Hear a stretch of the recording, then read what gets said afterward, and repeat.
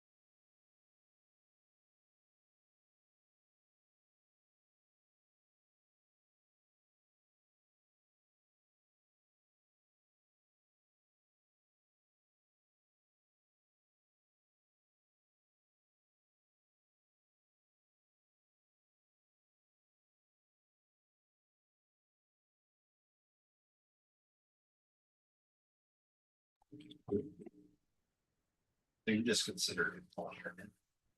So we have four. Mhm. Now, was Bill on? He's not on it. Did he say he was gonna miss? I thought he. I don't know. I think he's out of town. I thought he said it.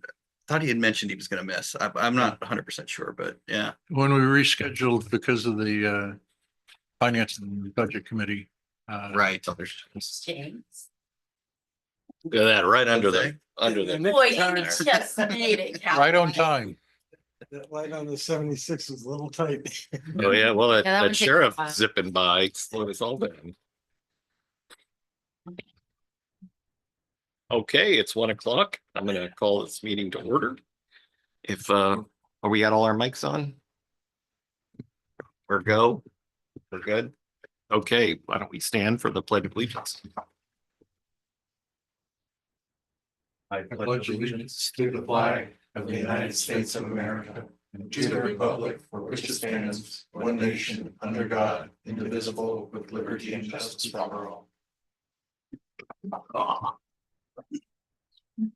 We go. All right, let's do the roll. Bill Shute, present. Bill Stewart is traveling. Lisa Hoffman at a conference. Hayden Hamilton, Here. James Kozak, Here. Julie Johnson. Here. Okay, there we go. That's a lot. We'll take it. All right, moving on. Item number 4, seating alternates, not required.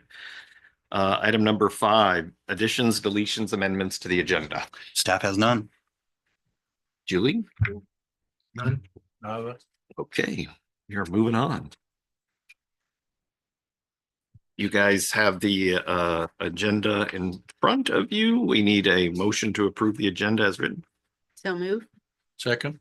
All in favor? I, Aye. Okay, that was Julie and then and Hayden as the second.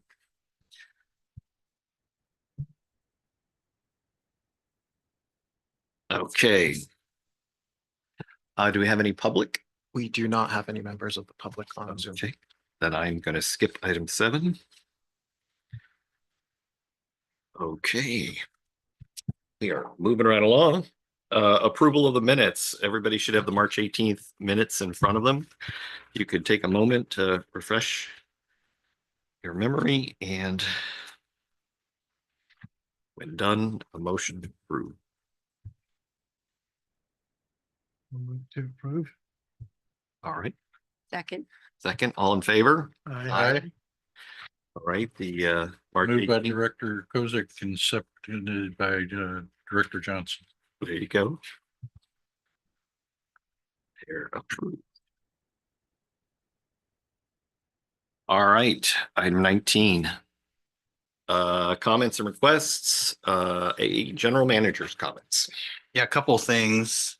And if you sit on another committee, you may have already heard this, but one thing that we are preparing for, we were notified that the County Water Authority, Metropolitan are going to shut down Pipeline 4, which is the treated water pipeline from Skinner. It has 2 of our major connections on it, connections 8 and connection 9. Connection 8 is actually one of our workhorse connections, so brings a lot of the supply into the district. In the past, before we built those pump stations, there was actually no other way to supply that southern area. So we would have to put out temporary pump stations. So they were diesel driven temporary pump stations. Typically when they did shutdowns on the aqueduct, it was in the winter time. I'll talk a little bit more about why they're doing it in June.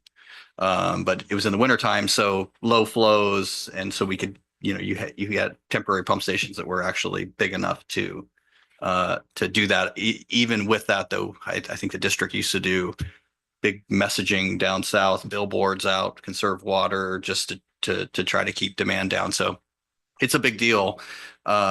With those pump station, that eliminates that problem. We actually, we don't have to change anything as far as how we're doing that. It still presents an issue though in supply.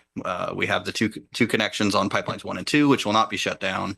But moving that water, that's basically got to come all the way across the district to get over to the Morrill Reservoir and then across to the southern area. Getting enough water in the zone, that's our primary concern, especially in June. So if we get a heat wave in June and demands are way up, that's a little bit of a concern. So a couple of things that we're doing to prepare for that. And we had planned on doing, interconnection with FPUD. And one of them really was targeted at a loss of connection 8. Add some reliability, redundancy and supply to the system. We're pushing that forward all full steam ahead to get it actually in place before June. So the board is going to see interconnection agreement with FPUD between us and FPUD next week. Already started procuring materials and all of that. We've kind of worked out the details with FPUD on that. So that's one of them. Kind of again provides some additional supply during a condition like this. So very important for us. We have a couple of reservoirs that are out for maintenance right now, and one of them on the east side. The plan there is we're going to actually add a VFT to one of the pump stations, variable frequency drive. Got a pool, you know what they do. But basically you can, modulate the speed of the pump to, down to a very low flow. And what it does, it keeps the zone pressurized. So that's another kind of second project that we kind of have 2 things going to kind of shore us up before this shutdown. it's an emergency shutdown. The County Water Authority identified, they have those pre-stressed. You guys heard about all this, when they were doing the relining project. Same type of pipe on the treated water.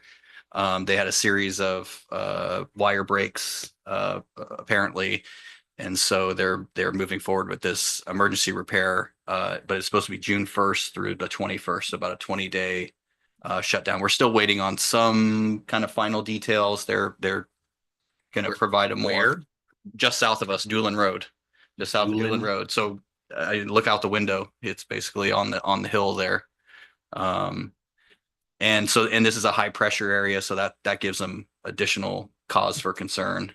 300 pounds or so in the pipeline. So a lot of concern there. But I guess they're presenting it to their board on Thursday, contract award and things like that. So we'll probably hear a lot more details on that. once they get That's it not, awarded. and I'm not familiar with Doolin Road, but is that what's going up the hill? Yeah, well, the Doolin is where Rancho Montserrat, the mobile or Mhm. the little community here with the Mhm. golf course and that's that road. So it's just north of that. I think they're actually going to stage at the end of Doolin Road is what it looked like. Mhm. So driving through that community, there's like a spot at the end of the aqueducts run right through there. So, Mhm. but yeah, typically shutdowns are limited to 10 days and they're usually done during the winter time. But obviously this is outside of the ordinary. So So a couple of questions Yeah. on the interconnection agreement. So that, or integration supply agreement, so that would help in both 4 and 8? So with, this affects 8 and 9 are the two connections. It basically, provides supply into that same zone. So it's pipeline 8? pipeline 4, connection 8. So our turnout off of pipeline 4 is I is see. 8. So that's basically what we're mimicking with the interconnect.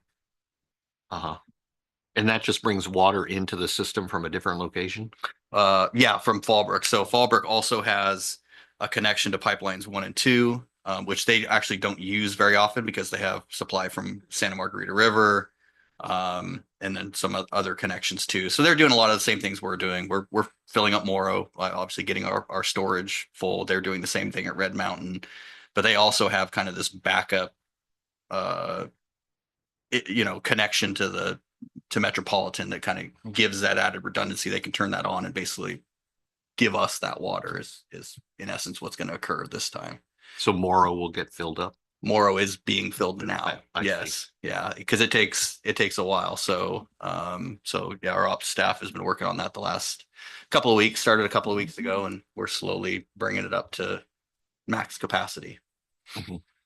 So, but obviously the more supply we can bring into the zone, then the less you're relying just on that storage. So, and it really depends on where the demands are, right? If the demands are really high, that's our concern. If the demands are really high, we start to lose storage, then we need to bring some more supply into the zone and we'll have the capability to do that. So, And then the communication, notification, signage, all that kind of stuff for that, where Yeah. the neighborhood's going to be impacted by the repair.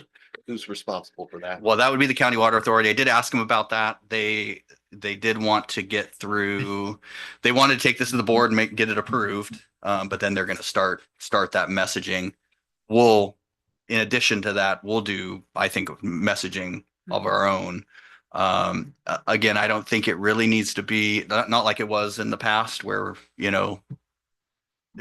really our customers shouldn't feel a difference. It's really just us kind of bringing in some belt and suspenders to our system to make sure, we can kind of weather all this, but we will do some messaging within the newsletter and some other things. But really it's the water authority that's going to have to message the construction if, kind of similar to what we did before. If they want to piggyback through, give us something to give, through the newsletter, those kind of things, I think we'll probably reach out and do that. But, Mhm. And we will start that in May. So once they get through their board, everything's kind of set.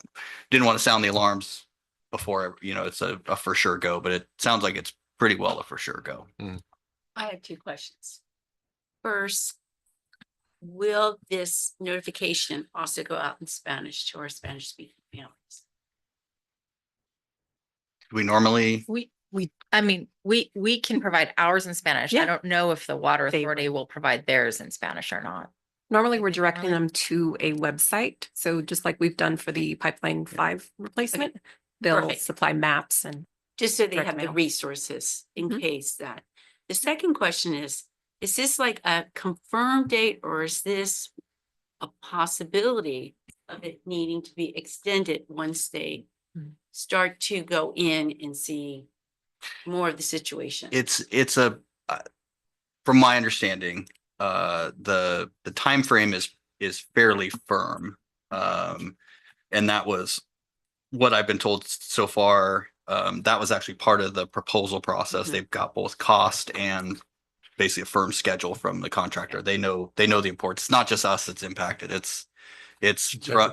from Skinner all the way down, Oceanside, Valley Center, Rainbow, Fallbrook, Rancho.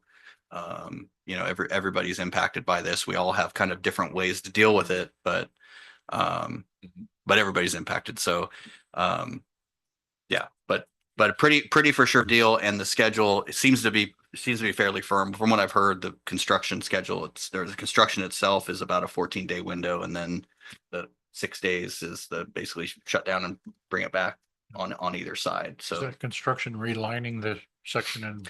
it's not the steel liner like they showed. This emergency repairs, it's a carbon fiber coating. So they have to do like 5 coats and it has to cure. And that's kind of I guess what the timing. So they're not replacing the pipe. No, the light. no, they're basically recoating the And how big's that pipe? 96 big. So anyway, so that's kind of, all hands on deck for that one coming up.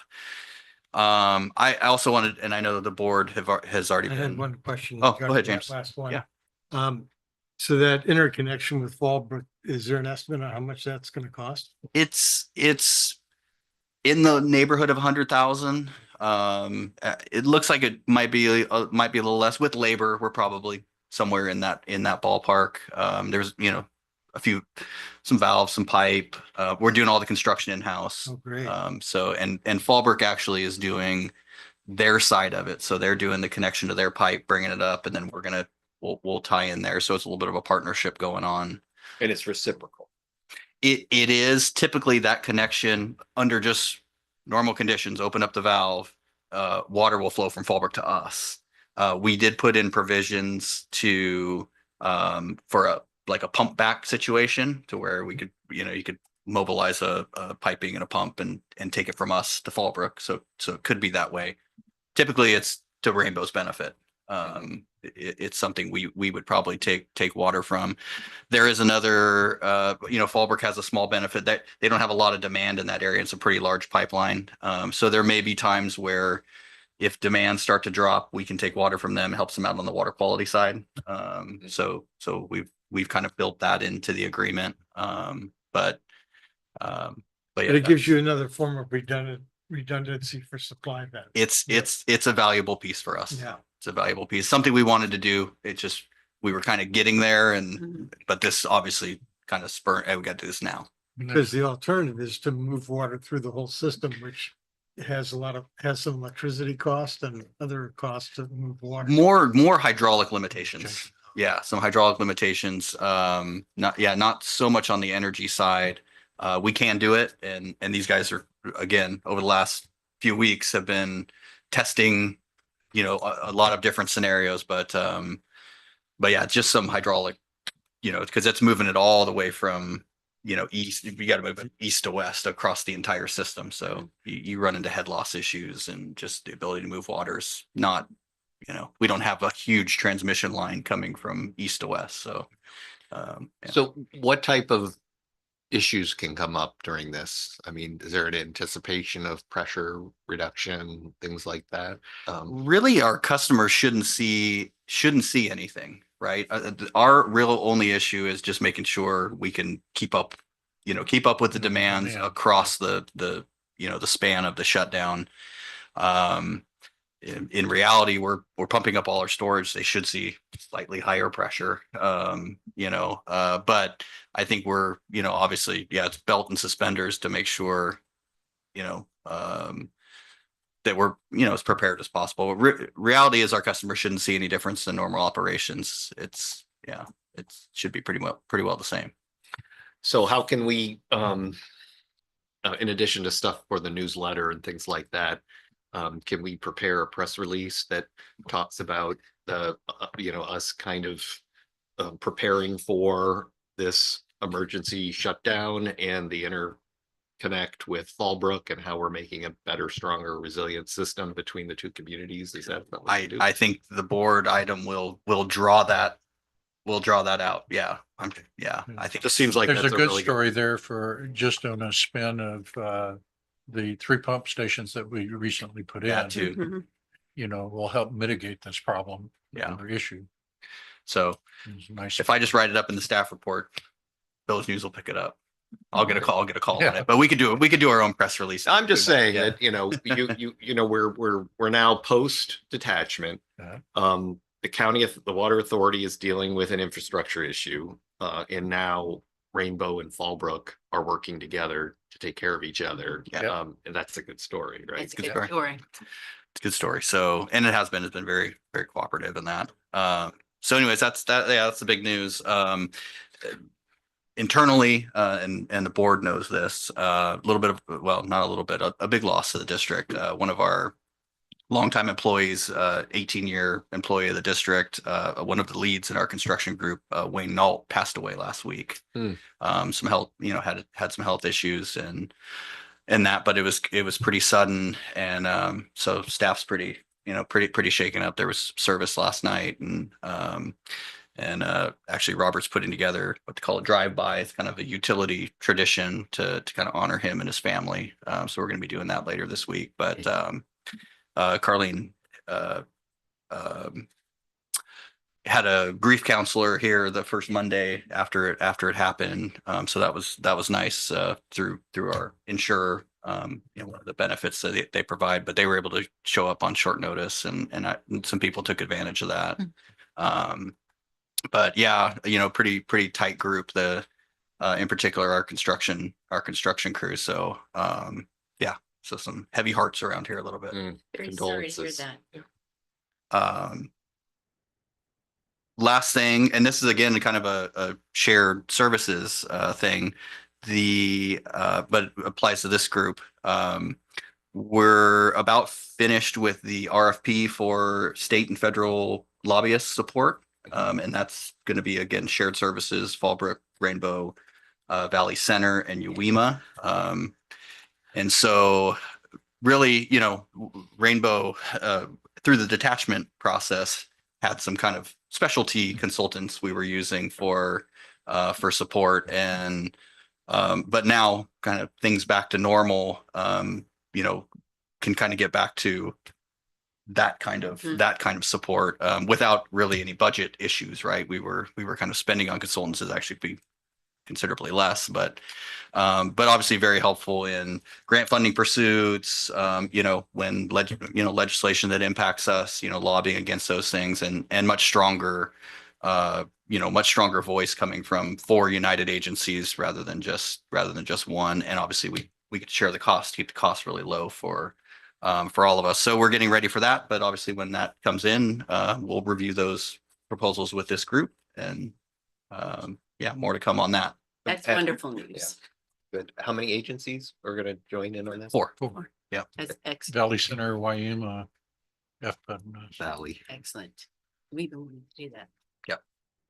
So it's time. It's time to do that. So we're kind of timing for the next fiscal year budget for it, do all those things, but that's in process, and that's all I have for today. Okay. Any questions for the general manager that we haven't asked? You good?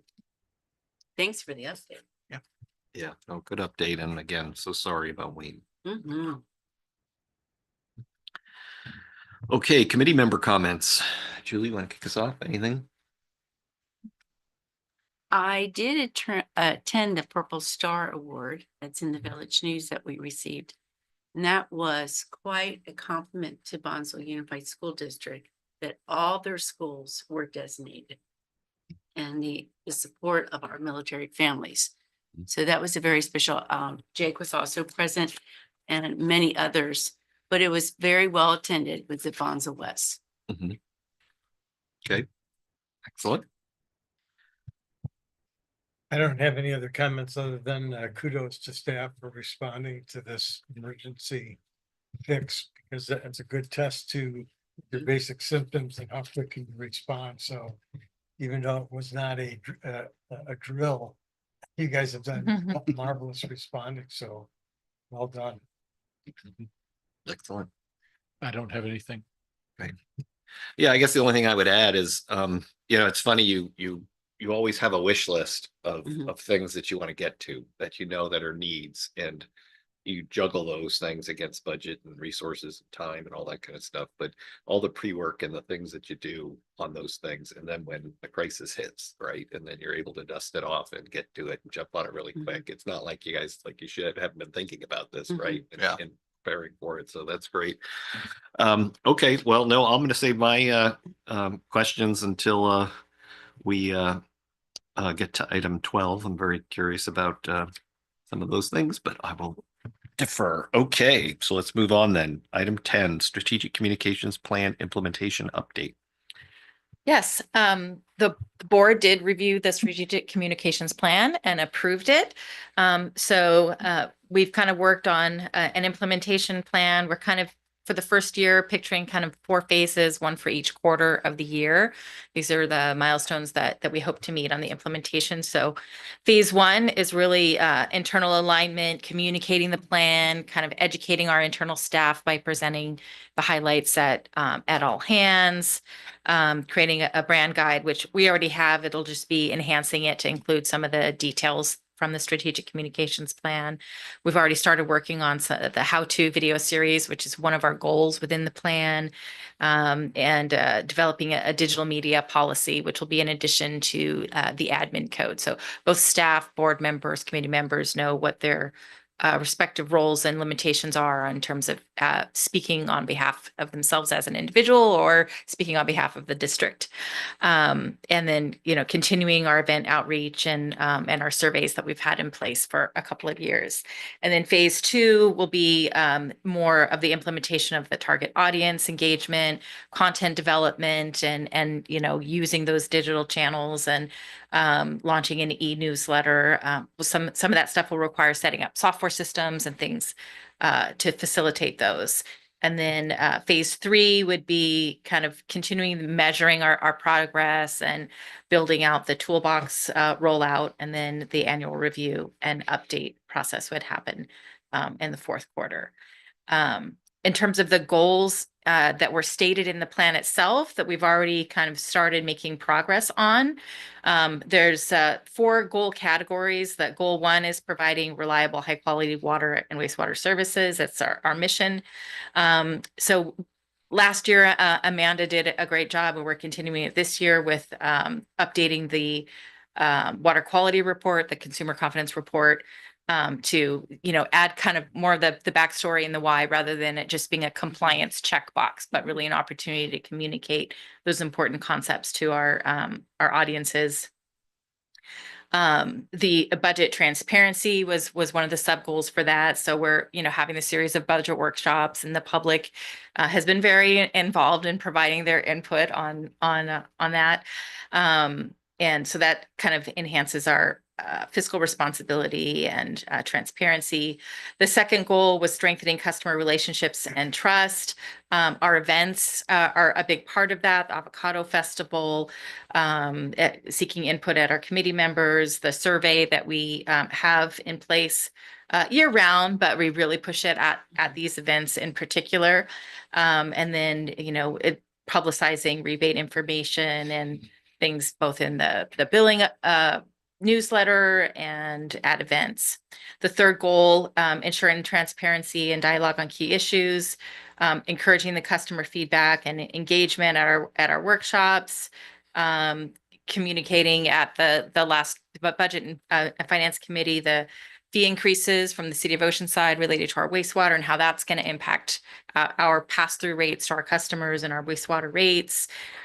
We have some communication related to the property taxes from Eastern because of the switch from the Water Authority to Eastern as our wholesaler.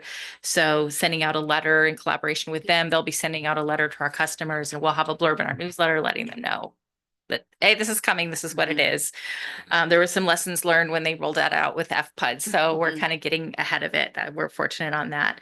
And then we've been working on the consistent messaging on the website and newsletter. Is there any way that we get some early look visibility to that? I mean, what exactly is happening as far as the changes? Yeah, everything's we- gonna say $4 an acre. Yeah. Okay. Yeah, yeah, it takes time to make that switch. There's a deadline. I think it was December 1st. And so I think they missed the deadline to actually make the switch. If you saw your property bill this year, it still got the water authority. The dollars are actually going to exchange hands. But next year, basically you'll see instead of the SDCWEA, Mhm. I think it's readiness to serve charge. It's going to be Eastern, and it's I don't know the exact number, but it's $6 and change per acre, and I think the county water authority is about 10 and some change. So It'll just be a minor change on the. minor, yeah. Yeah. Okay. But some people may notice it, so we want people to know what it is before they get their bill and wonder what it is, and give them the heads up that it's going to, the amount will actually be going down. So it won't show on the supplemental that just went out. No, Okay, no, not till next year. It'll just get swamped next year. got it. Thank you. And then the fourth goal, promoting preparedness, efficiency, and innovation. We've been, building emergency readiness communications in several different ways. We have the wildfire symposium coming up in May, which Robert will be presenting at, and staff will have a table to have one-on-one dialogue with the community at that event. And we've been partnering with local agencies to promote the landscape workshops that Metropolitan hosts. So we're kind of using their PR team to provide these services, and we're just kind of communicating what's available. We did submit award submissions, applications for a project of the year to APWA and CSDA. And we've really expanded the school outreach. And Amanda will talk about that a little bit more when we get to that agenda item later today. So those are all the things that we've already kind of started making progress on the plan. I think Amanda probably covered this last month, and I covered it at the board meeting. We started doing this as we were building the plan. We didn't wait for that final checkbox to start implementing some of it. Okay. So we've got a good ways to go. And so we'd like, if it's okay with the committee, to give these updates quarterly, and similarly as we do with the customer service updates. Okay, so you'll. Rather than every month, we'll Oh, have sure, a sure. quarterly update that we'll do. Just what accomplishments for. Yeah, where we are on the goals and the phases and updates Yeah, on all the activities. Yeah, it'd be nice to see what was done or Mhm. completed in this quarter, or looking back and what's planned for the next quarter. So we just always have a 6-month peak completed and going forward. That'd be great. Yeah. So the next, April? So like 3 months from now would be, or Okay. we do the next one. Anything else on strategic plan? I just want to say, this is very impressive. Mhm. And I would like to compliment the team that worked on this. It's clear, it's concise, and I like quarterly that we'll review it again so we have an objective that's measurable. And we're going to go back and see how we did. So excellent. Thank you. Are there, and that's what I was asking, any more slides on this, or that was? the Nope, last slide? that's it. Okay, great. it. Other comments? Oh, wonderful. Can we, Hayden, any feedback from the board that you would want to share with this committee on that? We're very impressed with the strategic marketing plan. And it's something we've probably needed to do a long time ago, but haven't. Now we have a wonderful resource to help drive that. Amanda's creativity is just astounding as far as I'm concerned. Thank you. Okay, well, thank you for that feedback. Yeah, no, this is great. I'm super excited. Wonderful job. Let's go. Let's do it. Thank you. All right, moving on. Item 11, crop swap. Another home run. Okay, so we're hitting that 1-year program. Mark, we launched on April 29th, but mind you, we started on this program, what was it? May 2023. They had their first initial kickoff meeting. And we took it and we ran with it. We started an interest list that helped build momentum. So we had an email list to start off with. Months later, rolled into newsletter articles. We pushed really hard because we wanted our ag customers to know this is for you. This is our program strictly for you. So we had a high interest since launching.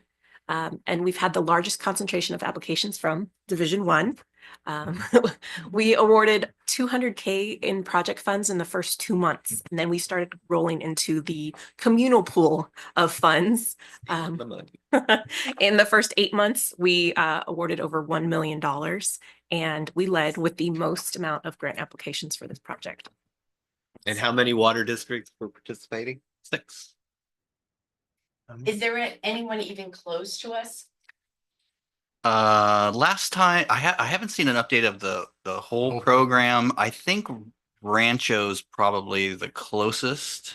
And they have a lot, the number of applications, they had quite a few projects. I think our dollar amount was a bit higher though. Our projects are a lot of, you know. But They're also what, 3 times our size? Yeah, it's there. And to their, they'd already gone through a round of this. So they, Yeah. you know, they did some of their projects in, 2019, 2020, but Yeah, but we're not counting that. No, it doesn't matter. It doesn't matter. It's all there's about this one.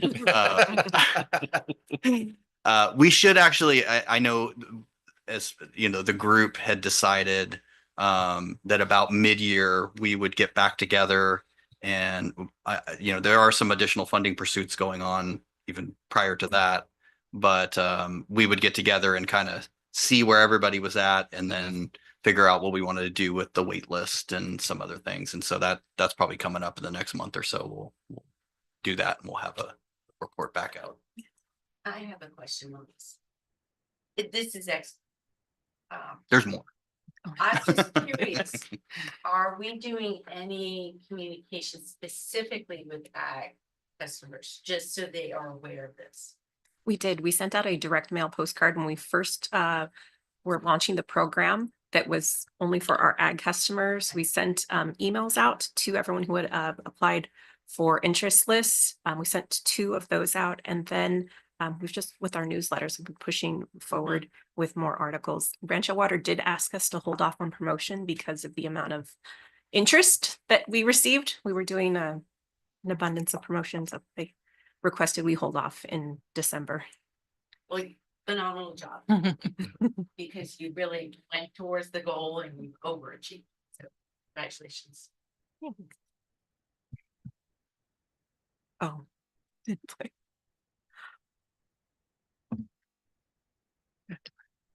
We just have a video. We wanted to give an overview. Mr. Kosek, you weren't with us last year, but Rancho Water put together a video to show exactly what.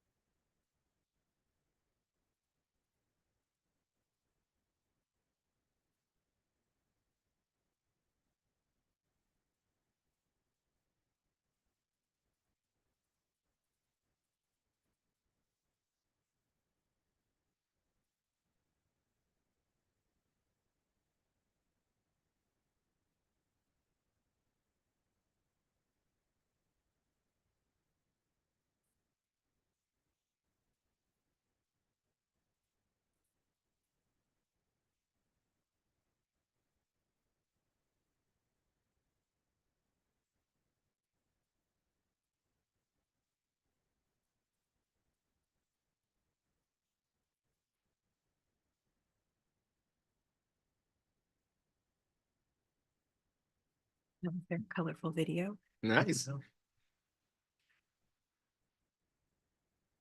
That is not going through. To the next slide. There we go. Okay, and here's our statistics. We've had 89 projects approved to date. So from our last reporting in January, we've had 6 projects that were approved from the wait list. Those are slowly going through. The total amount in reserved funding for approved projects is $1,041,450. $1,041,450. Excuse me. Decimal point. Yes, just a little. We've had a total of 42 projects approved. 16 are currently in the pre-inspection wait list. So those are our 16 that are in that limbo stage. So we're going to wait and push those through. We've had 23 projects that were completed and paid. And that total was $352,750. Thanks. That's great. And this is an overview of the total project type that we went through there. Of those 6 that came through this year, 1 was avocado rootstock, 1 crop conversion, 1 avo rejuvenation. We had 1 mulching, 1 nutrient management, and 1 scheduling automation. So a varied group there. Yeah. Any questions? So how can we take the success that we've had, right? And making an assumption that there'll be additional grant funds available in the future somehow, some way, right? And with these 42 that we have right now, solicit testimonials. Yes. Video interview. Yeah, put in Photos. and have some of that driven from whatever we send out to the website to be able, so people can see how it could apply to them in the future. It would be great. I mean, there's nothing like when the car is really shiny, right? To get somebody to talk about it. Right? So Exactly. it would be great to reach out to these people and say, would you share, even if it's just a couple of lines in an email or something, right? Mhm. Yeah. That we could quote. Excuse me for looking at my phone. The Farm Bureau sent out something yesterday regarding nominations on awards for creative, innovative. And when I find that, if we are members of the Farm Bureau, We are. it would be nice to possibly take a few of those who have really exceeded in this and to nominate them for an award. I will look at it when I get home. I can't find it, but that's why I was on my phone. I apologize. Individuals or for the water Or district? actually, possibly even the water district. Be nice. And so when I get back, would I Okay. send it to Carlene or who would I You send can it send to? it to me. Okay, I'll look for it when I get home. Okay. I'm sorry, I couldn't find it on phone right now.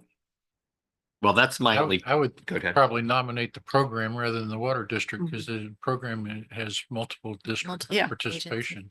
Well, I agree. I just, because of all the excellence there and the work that has happened, I think this is definitely a strong recommendation for an award that the Farm Bureau are, right now, they're requesting nominations. So I will get that, and Amanda, I will send it to you, okay? I do recall Rancho Water received an award. I think it was from Met for the launch of their original Mhm. program. But they did not have anything in the Farm Bureau. So yeah, that would be a great opportunity. I'll get that for you today. So as far as the radar looking out with regards to the future and when these funds are exhausted, what does that, how does that look and what do we need to do or can we do? Whether it's with local officials or whatever to let them know how successful and helpful these types of programs are to that maybe help with funding in the future. Yeah, and we're already doing a lot of that. I know working with some of the local agencies that provide funding, the USDA being one of them. So that's kind of one of the pushes that's being made right now. We've also we've talked to Met is another push. Talking to Met, they still have a huge conservation program, and so we're looking at that also. But yeah, I think all 6 agencies are talking about this.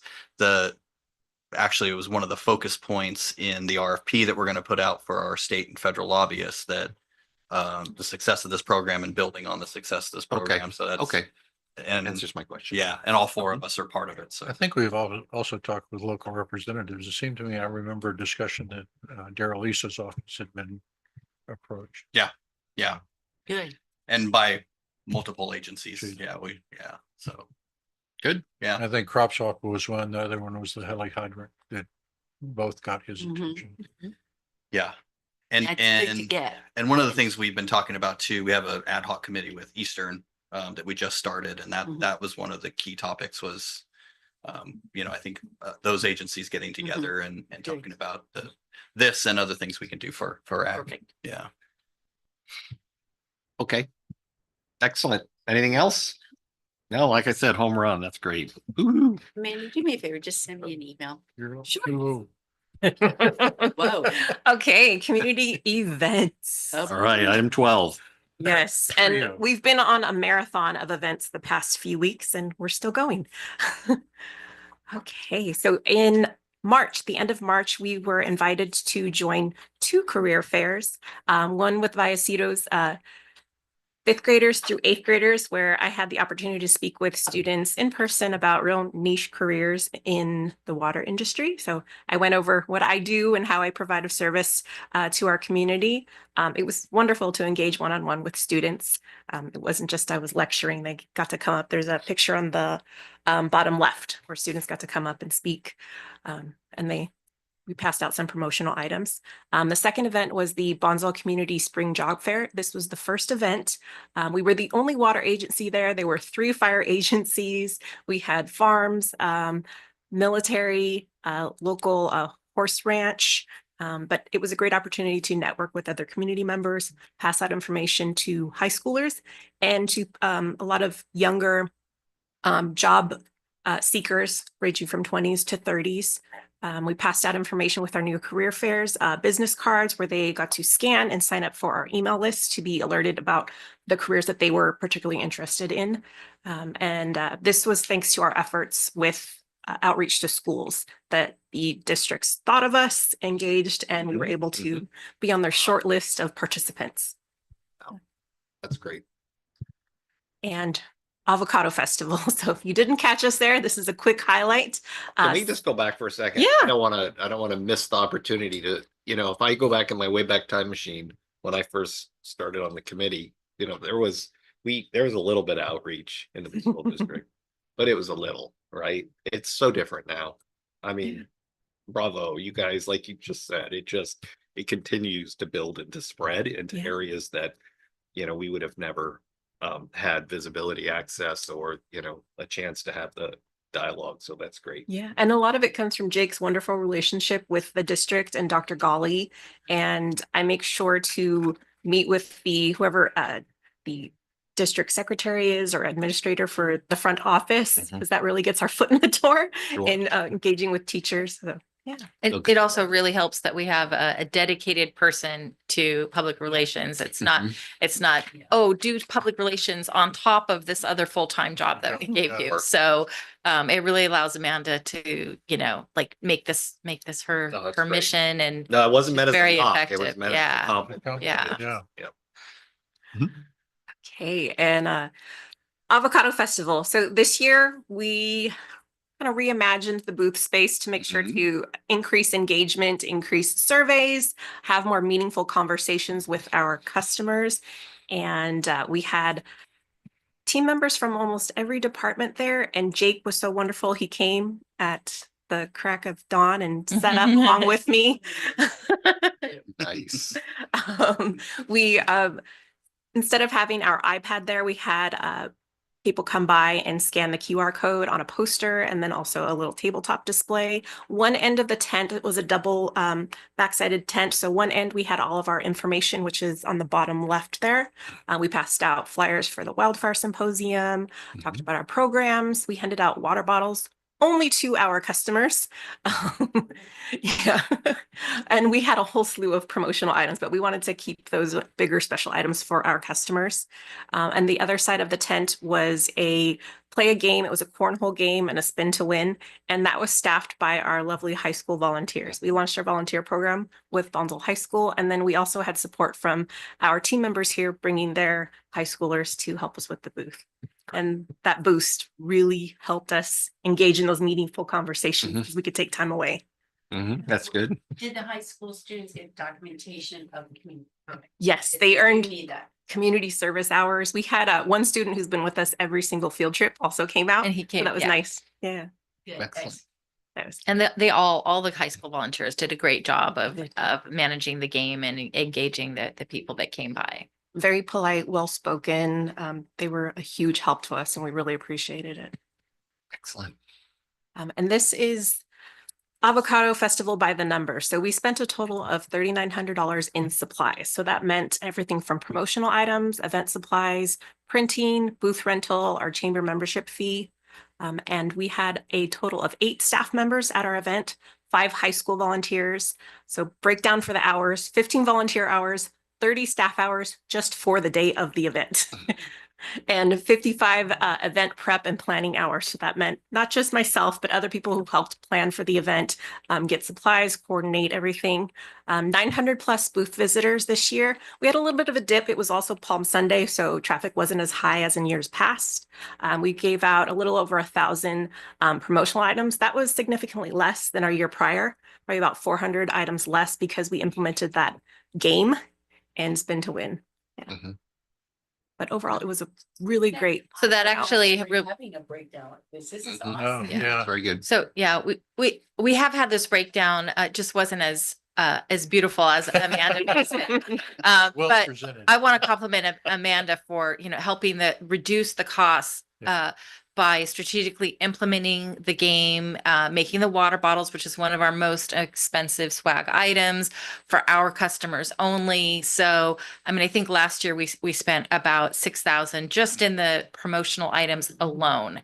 And so this was really, effective, and I credit her, creativity and figuring out how to slow down the flow of that spin to win wheel and so that we could have, and the high school volunteers as well, so that our staff could actually have those one-on-one conversations when we did have a customer come into the booth. We weren't busy operating the wheel. The high school students could do that so that we could answer their questions. So great job, Amanda. And thank you. Those conversations were really impactful. So we were lucky enough to have Josh's team there to help us, and they did a wonderful job of talking with customers. And it was like seeing their phone conversation live in person, to the point where Sarah had a conversation with a customer and the customer hugged her because she was so appreciative of her history of giving just wonderful advice.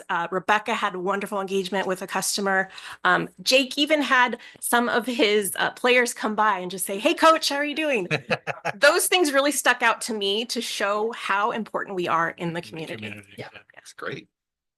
Well, good job. And that's a pretty good price point there. So, and I'm going to guess you've got a lot of some of that printed materials you'll be able to Yes. use for some of these other events that you're doing as well. So Yes. there'll be a little bit of a tail on that. So that's good. Excellent. Okay, and this is looking forward, May through June. We have a couple of events here. The Wildfire Symposium that Carlene mentioned, Robert will be speaking, and we will also have the opportunity for visitors to come by a booth that's going to be set up at the event to engage with one-on-one conversations with us. Mhm. We will have information, promotional items. This is being very much promoted. We had a press release run in the latest issue of Village News. We have every single agency participating, putting on their website, sending e-blasts out. We have flyers.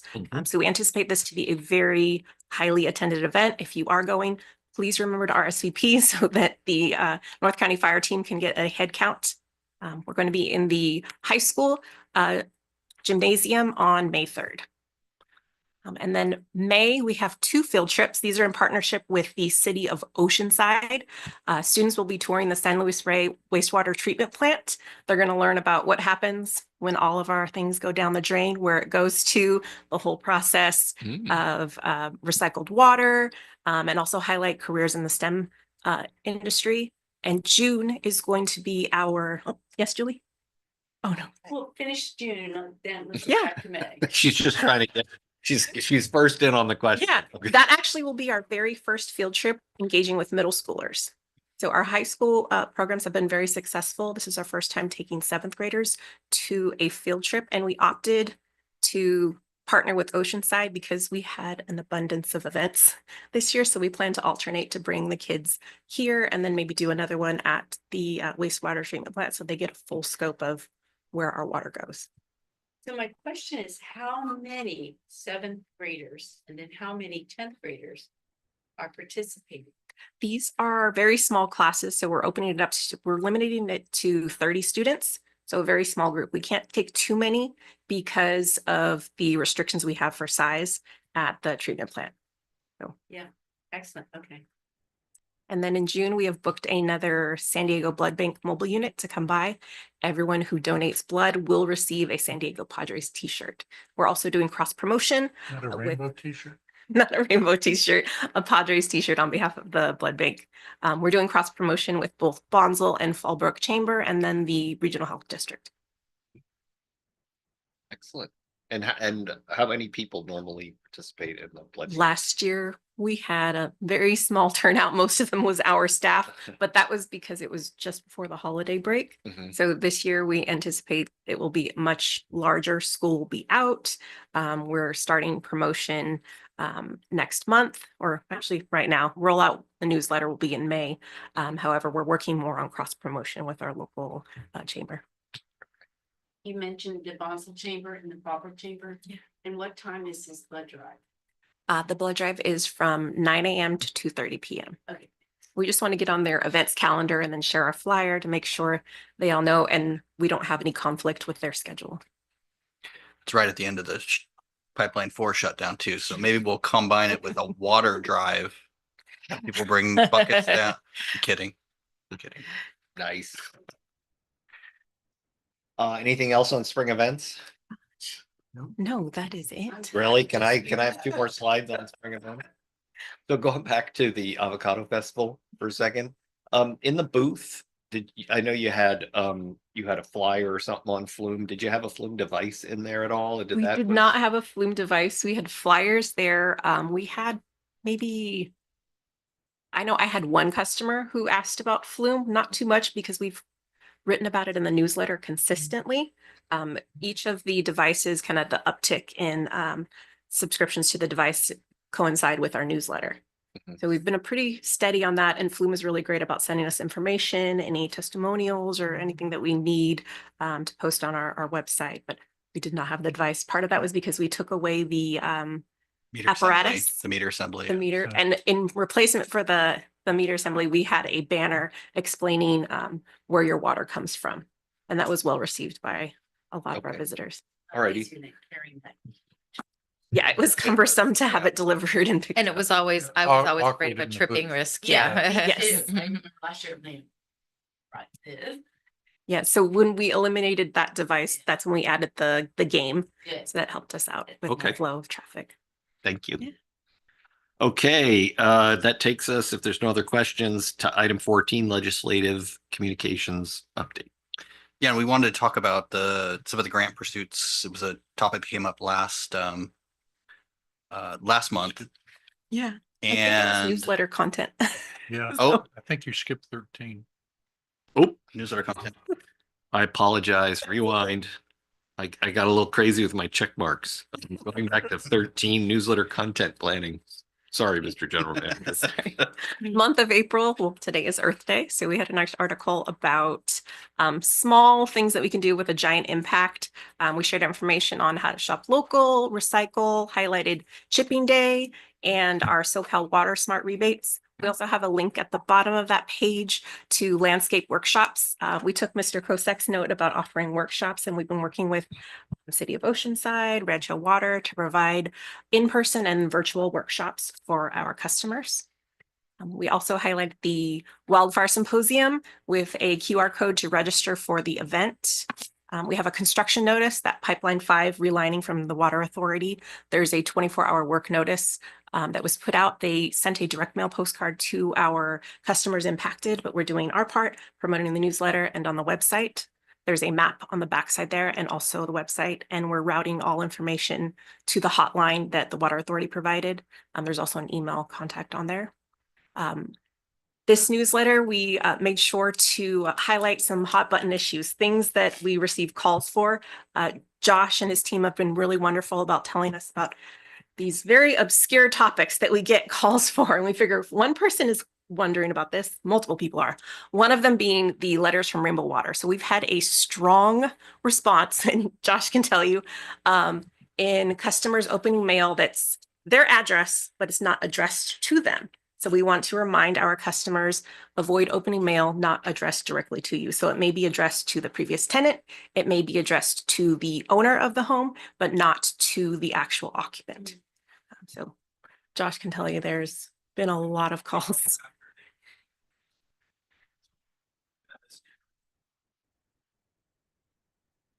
Yeah, so they've been calling us after they open the mail, right? So then now we have to go back in there, do another letter to the correct address. So kind of putting this out there is so that that prevents them from opening it, right? Just because we don't want them to getting any issues with like that. It's like a federal thing. So Yeah, we just recommend to please write return to sender. That way it comes back to us, and then we can send it to the intended recipient. Okay. And then utility scam alert. We've had a couple in North County from other agencies surrounding us about a company who is seeking sales by posing as either water district employees or saying they need to come into your home, check your pipes. We want to remind people how to spot a Rainbow Water employee. Also, if you have an easement on your property, please remember that or call us to determine if you do have one. Josh and Robert can attest to that because we had someone call and they didn't realize when it's a Cal exempt plate, Rainbow Water fluorescent vest, Rainbow Water ID, that is indeed a Rainbow Water employee. No harm was done. Yeah. Okay, good. no, we didn't have any harm done. And kind of Okay. adding to that, we've got some calls from customers saying that they've had some impersonators of the district knocking on their doors, trying to sell them some devices for their plumbing. They'll say like, "Oh yeah, I work with the district," but we don't work with those people. So kind of just identifying the vest, like Amanda said. Sure. Okay, good. Jake doesn't want to have to pay hazard duty pay. Okay, anything else on, keep going. Oh, sorry. And then looking forward for May and June. May is Water Awareness Month, so we're going to highlight our appreciation for water, the importance it plays in our ecosystem, flow monitoring devices. We're going to push Flume with that, and also how to transform your yard.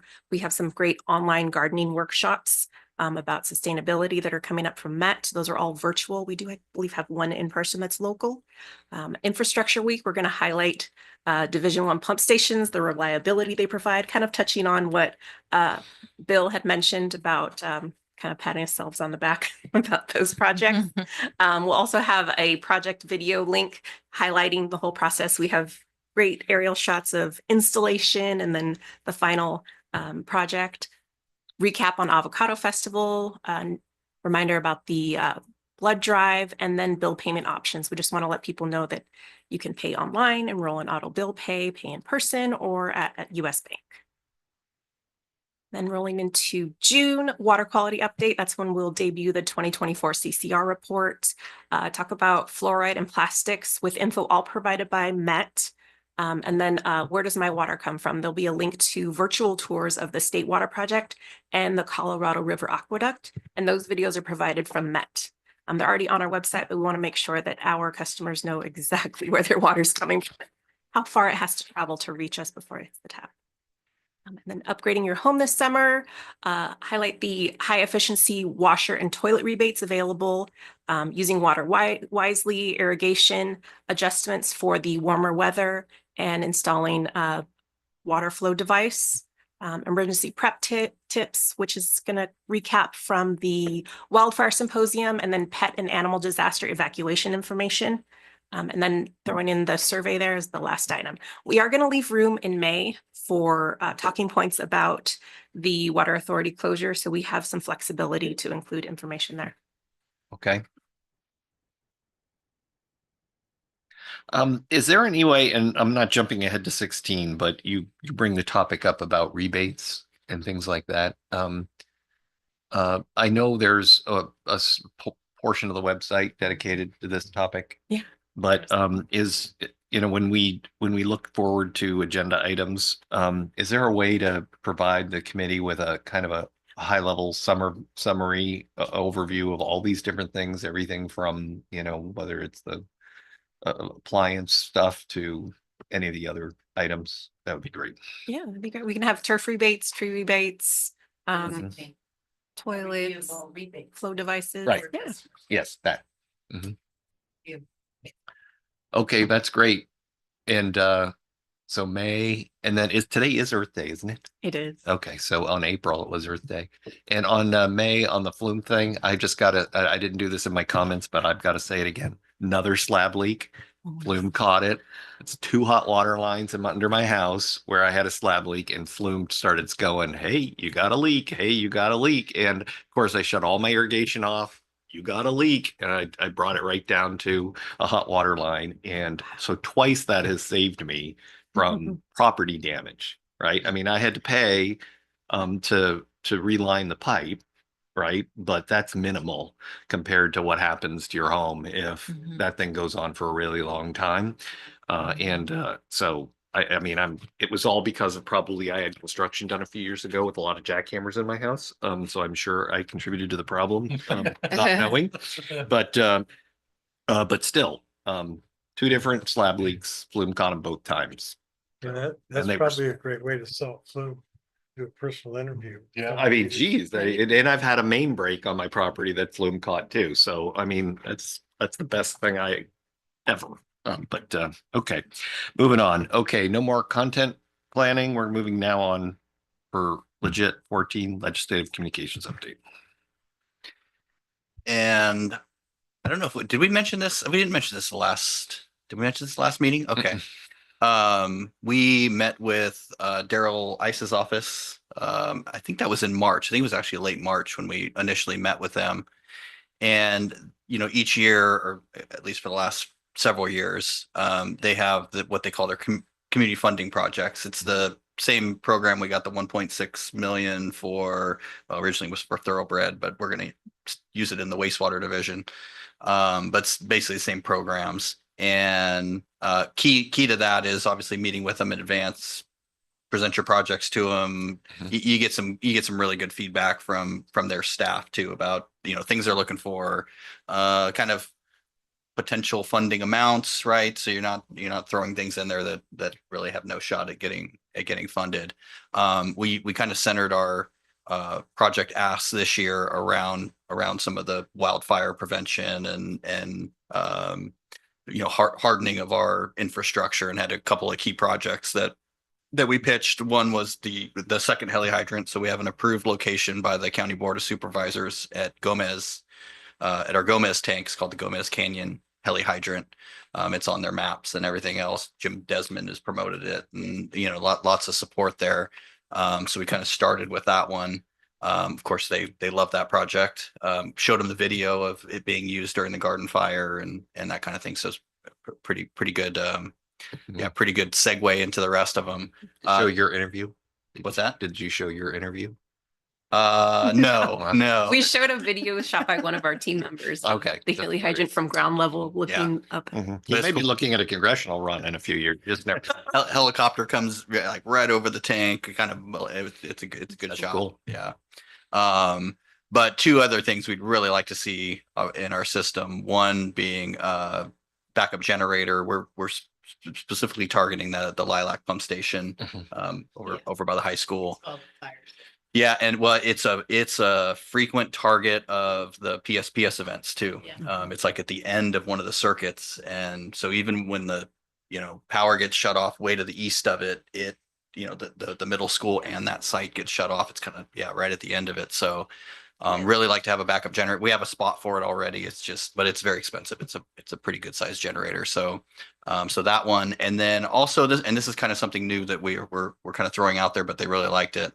Some pipeline upgrades. Pipelines in particular that have maybe undersized dead end 4 inch or, dead end 4 inch, dead end 6 inch, things like that. And a lot of times have undersized hydrants as well, the wharf heads and things like that. So we have a couple of pipeline replacement projects that need to get done that fit the bill. And so we threw one of those in there too. And I was really kind of expecting, it's about $3 million worth of projects. I was expecting, I even said like, is there like 2 out of the 3 like you really like, or, and they said, no, submit all 3. All of them.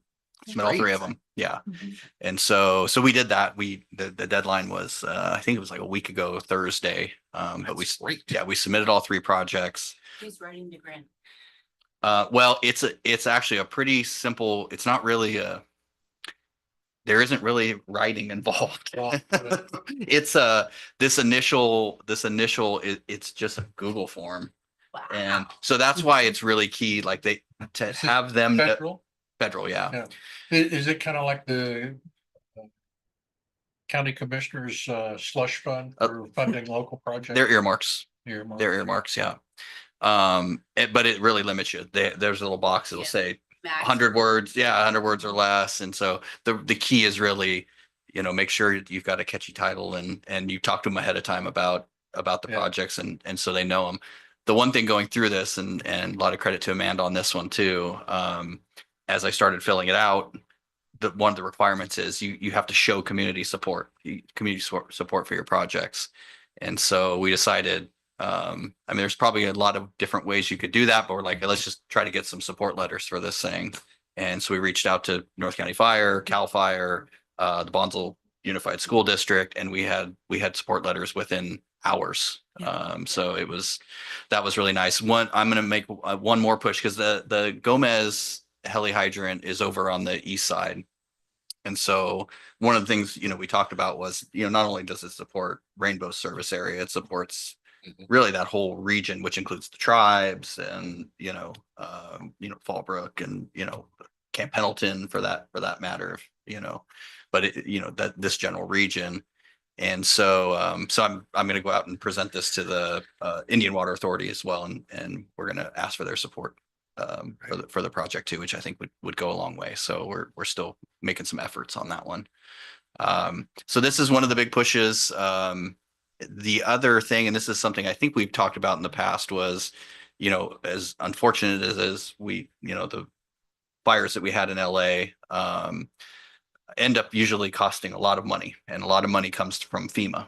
And so there was a declaration declared by the president for that disaster. And usually the way it happens is, they will release funds, but a set portion of those funds are for future hazard mitigation. So usually those end up in notice of funding opportunities through FEMA and Cal OES. We got that. We got the notice of funding opportunity. So first, the notice of interest is due at the end of May. And then there's a kind of application process. That one's a little more of a grant writing process. And so we'll be talking about kind of how we want to go after that. But it will be, kind of similar types of projects, which I think we can fit a lot of. We've got the pump station, the Gopher pump station that we talked about that might fit the bill. Some pipeline replacements, pipeline upgrades, I think would probably fall in there too. So we'll be pressing those one. Those are kind of the two major opportunities that we're chasing at the moment. And this water reliability ask, was it in total? Was it 3 or was it 3 for the upgrades? All 3. All three $3 million. Yeah. That's great. And that seemed to be kind of in their zone. Yeah. Spot. Yeah, 3 million. Well, I have to just let everyone know, this is thrilling news for me. Because every single thing here, I continue to keep asking. But Jake is absolutely right. On West Lilac Road, that pump station is very vulnerable without having an emergency generator because of the frequency of the fires, as well as the shutting off power in that area for Division 1. And so that's very important. And helicopter hydrant from Gomez, I know That's been discussed for years because of the importance of that area up in Rainbow. So that's excellent. Very good. I can Other go home comments? happy. That's great. Well, because this is just supplemental to the CapEx, right? Yeah, really. Yeah, exactly. Okay. All right. So for real, we're done with 14. How about 13? Okay, we're moving on to 15. Public communications related media stories. Okay, we had a couple stories picked up by Village News. CWA approves the property tax payments. We had 2 articles about the MOU agreement for the mutual aid. Also have here the Purple Star Award. Jake is mentioned in there as attending that event. Our Dexter Wilson agenda item made it to the Village News, and then approval of our project improvement plan. And this is just a peek at the print collateral that we created for the Avocado Festival that we'll have for additional events. We had an updated card on our services, your rates, what they cover, and then links to articles on our website. We also have a wastewater reminder to people what not to flush down the drain, what happens when you do, tips on disposal. And then the replacement of the apparatus in the avocado booth was a banner explaining where your water comes from. And this was because majority of our calls for customer service is, why is my bill so high? Mhm. I didn't use any water. Where is it traveling from? So this gives them an idea of Mhm. how big the state water project is, that we're also using Colorado River Aqueduct water, and what your bill pays for. Okay. I'm sure Josh can speak to this, but in all this communication, directed, like purposeful communication is helpful, I would think, for customer service, because you're not getting the calls one-on-one. There's information right there available. So I think it's been a very great improvement for our ratepayers' information and awareness. And Yeah. even when they do get the calls, they have a resource Mhm. so that everybody can answer the question in the same way, and we have Yeah, consistent exactly. messaging. Absolutely. Consistent story. James? Very nice. Yes, I think a lot of people feel that they're paying too much for everything these days, and Thanks. if you only own one home here in Fallbrook and you're in the water district, you only have your own rates to compare to. So I'm just wondering if maybe in one of the newsletters, it makes sense, what is the cost of your water for, just pick a typical household or a typical account. And here's what it costs at Rainbow. Here's what it costs in other districts. So they see, wow, I'm We're the most expensive. Yeah, I don't, Yeah. would Rainbow be the This might most be how much did a loaf of bread cost in 1950? expensive? Yeah, Is there, What you, yeah, I Historically- don't think it would have the land the way that we would want it to. Historically, we have been in the higher third of that comparison. And really it boils down to, we have a similar amount of infrastructure as Oceanside, say. And Spread over. we have 9,000 accounts, and they have, how many accounts does Oceanside have? 46,000. 46,000. And so there's a lot of nuances there. Here's the good news.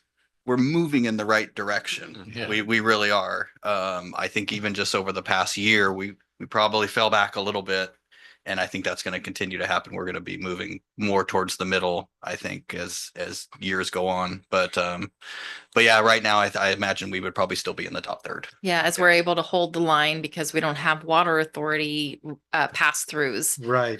and other agencies will start to catch up with us. I think the better conversation is the price increases, right? Yeah. Yeah. Because we're holding back a lot of price increases that other water districts are having to pass it Pass on, through, yeah. but the total Well, number is probably. one of the easiest ones to show is this is what your water bill would have been had we stayed with the water authority. Yeah, Yeah. that'd be horrible.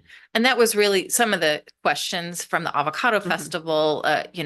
We expected our rates to go down because of a detachment. Why didn't they go down? And we did have, our ag rate did go down, but the rest of them, it's really about holding steady when the rest of the county and member agencies had 15% pass-throughs last year, 16% is planned for next year. And so that kind of aha moment that we're like, yeah, it's the rate avoidance in the future, long term, that's really, So maybe that's benefit. worth communicating in Yeah. future newsletters. Sure, yeah, we've talked about that. Yep. I think, Yeah. trying to keep track of some of those increases. Little, that little we're not- things like 12 million that was added to the cost of exit that really wasn't in our planning. Mhm. Yeah, that's a good point too. Mhm. All right, that ends 15. Moving on to 16, suggested agenda items for the next meeting. Mine was just, I'd really like to see some kind of a rebate summary. Yeah. I think that would be great. I think we're gonna drop 10, right? We'll pick this up.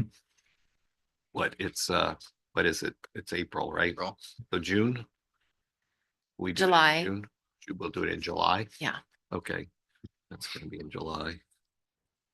I got the call metrics. I'll be Come in, okay, call Okay, metrics, that's on my list. okay, I mean, crop swap, if there's something, if there's been any additional That might, funds released, or they took the governor off of our marketing program, more dollars, that would be news, if not, I maybe, Have an update on, continue to have number 14. sure, So we know what we are working with legislative approaches for grants as well as connecting with our fed and state officials. okay, Will our lobbyists be in place by then? not by next month. No, the plan is basically when the fiscal year kicks, so July. But I think our committee needs to hear what being approached, Mhm. and then what is actually issues occurred Mhm. in our region. Okay, Just good. so we know where, because Rainbow's working proactively, so just have updates. and then can we have a separate agenda item for pipeline 4 connection 8? To track that Pipeline as 4 a- shut down. Sure. Anything else? Those were my items as well. Okay. All right. Well, then that's a wrap. It's 2:18 and we are adjourned.